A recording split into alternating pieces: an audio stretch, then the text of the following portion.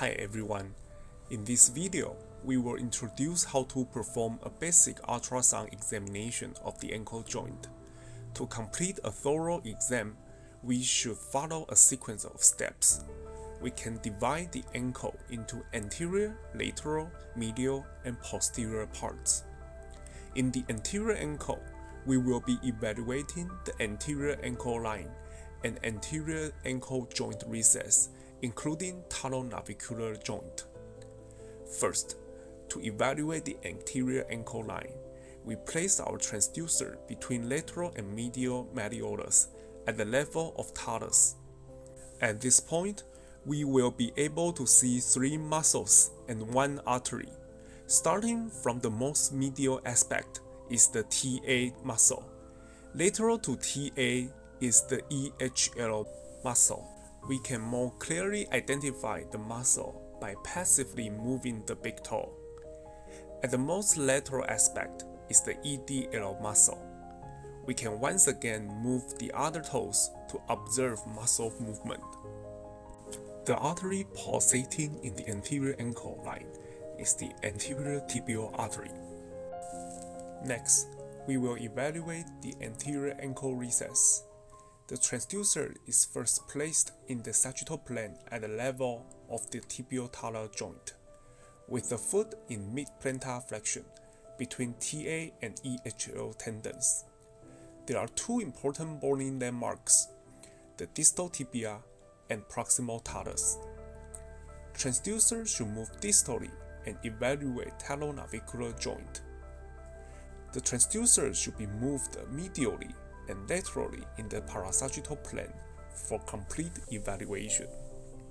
Anterior ankle joint recess is evaluated for joint abnormalities, especially for joint effusion. After assessing the anterior ankle, we then will check the lateral ankle. As for lateral ankles, structure of interest include lateral ligamentous structure, AITFL, ATFL, CFL, and the peroneus tendons. The first lateral ankle ligament to be assessed is the AITFL, anterior inferior tibial fibular ligament. To evaluate AITFL, we first palpate the lateral malleolus, and then place the transducer between the fibula and tibia, with the probe tilting toward tibia in an oblique plane. A normal AITFL will appear as a uniform hyperechoic fibular structure. In the setting of AITFL sprain, the interosseous membrane should also be evaluated.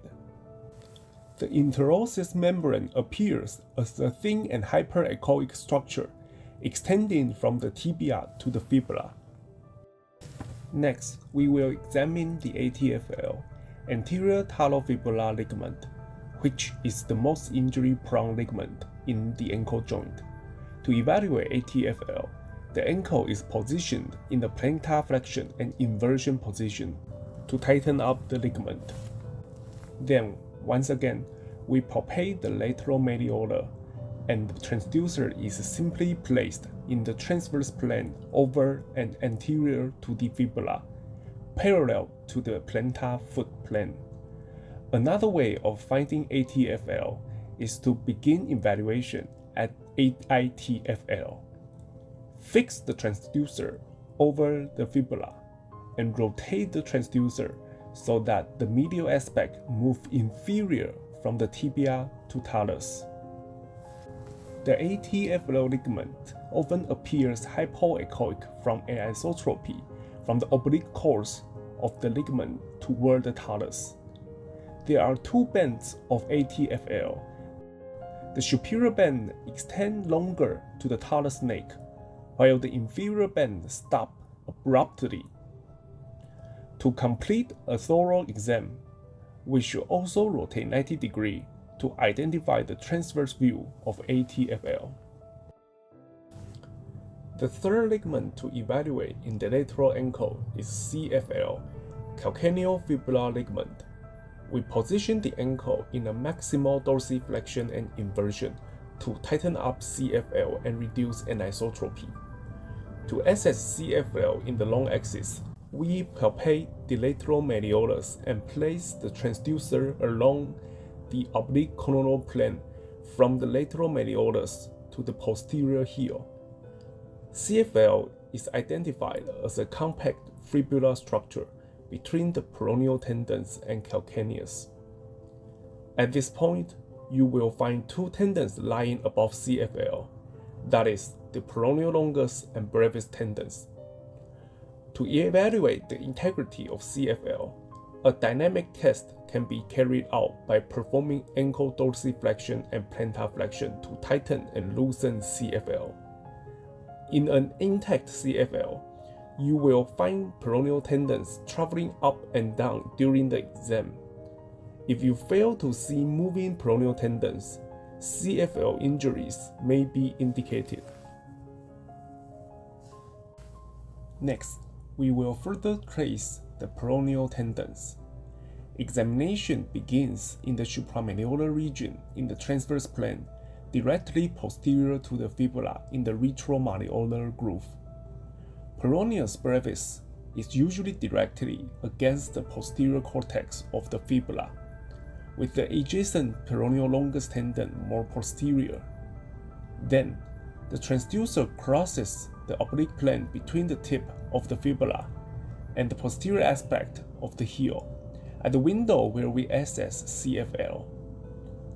As we follow the peroneal tendons in short axis, at the lateral aspect of the calcaneus, a bony prominence of variable size called the peroneal tubercle is present.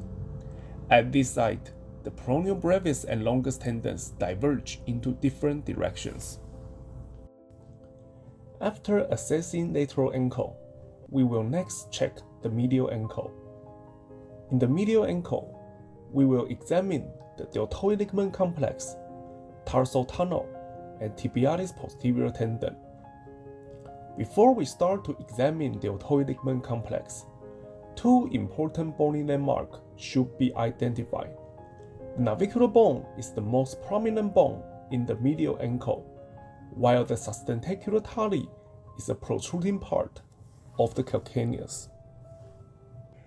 Deltoid ligament complex composed of three structures: the tibial-navicular ligament, tibial-calcaneal ligament, and tibial-talar ligament. To examine the three ligaments, first, the transducer is placed between the medial malleolus and navicular bone.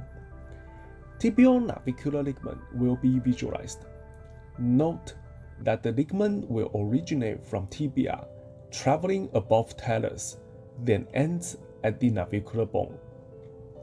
After assessing tibial-navicular ligament, fix the transducer at tibia, then angle the transducer posteriorly toward calcaneus, as we will visualize tibial-calcaneal ligament traveling between tibia to the sustentacular tali of calcaneus. Lastly, the transducer is then placed over the posterior aspect of the medial malleolus and rotated posteriorly with the foot in dorsiflexion to visualize the posterior tibial-talar component of the deltoid ligament. After assessing the ligamentous structure, another important aspect of medial ankle is the tarsal tunnel. Tarsal tunnel is comprised of important ligament, nerve, and vascular structures. It is covered by the thin retinaculum, with the floor being the calcaneus. To examine the tarsal tunnel, we place the probe at the medial malleolus in the coronal plane. In tarsal tunnel, from anterior to posterior, we can identify the following structures: tibialis posterior tendon, flexor digitorum longus tendon, posterior tibial artery and vein, tibial nerve, flexor hallucis longus tendon. The above diagram conclude the important structures of tarsal tunnel.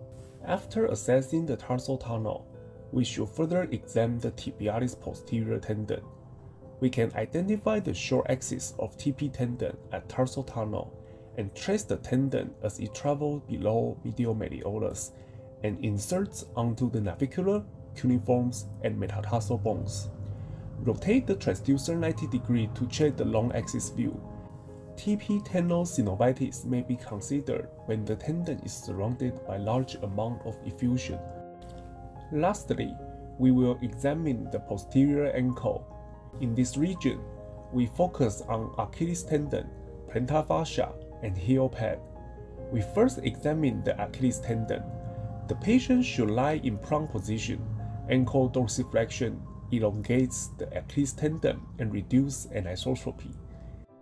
In the long axis, the Achilles tendon should be uniform in thickness. We can trace from the tendon to muscular tendinous junction. At calcaneal insertion site, a retrocalcaneal bursa may be seen between the calcaneus and Achilles tendon. The transducer is then turned 90 degrees for evaluation in the short axis view. Next, the transducer is moved to the plantar aspect of the heel to evaluate the plantar fascia. The transducer is placed in the sagittal plane over the calcaneus and moved slightly medial to visualize the plantar fascia in long axis.